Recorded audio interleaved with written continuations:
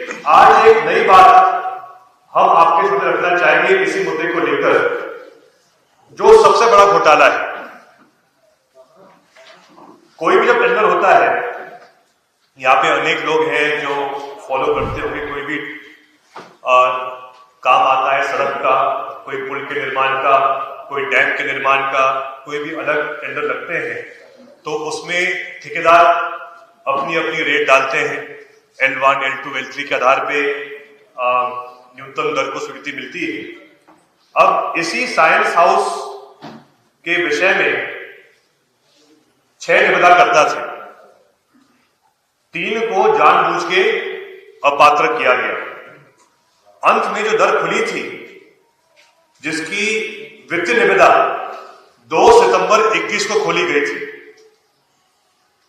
पूरा tender pathology का बांटा गया था 3 हिस्सों में।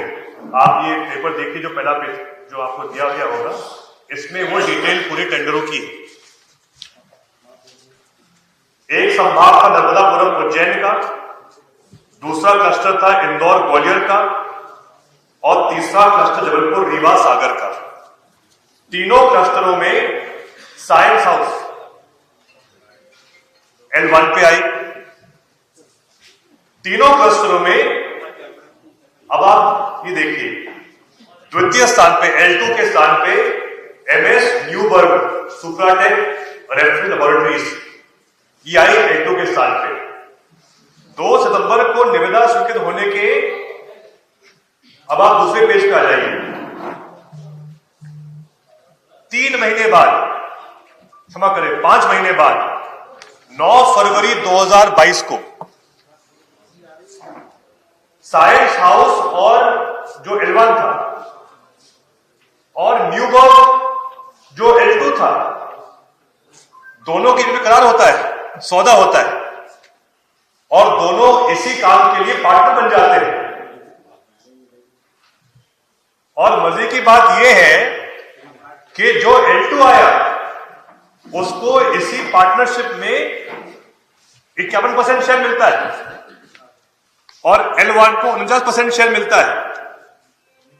साथियों, सेंट्रल विजिलेंस कमीशन के जो नियम है, ये इसके बिल्कुल विपरीत है।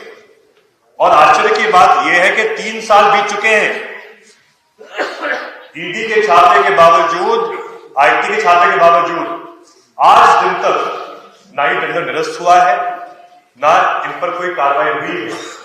उल्टा इसी दोषी कंपनी, जिसने टेंडर के हर शर्त का उल्लंघन किया, उसको ही आप 1 साल और प्रोत्साहित कर रहे हो, फ्री में उसका कार्यकाल 1 साल बढ़ा रहे हो। और यहां तक मेरे पास जानकारी है सर, कि जो नया टेंडर आ रहा है, वो भी इसके हिसाब से बनाया जा रहा है। भैया कौन है ये साइंस हाउस, जिसके लिए पूरी भाजपा सरकार गणमत हो गई है?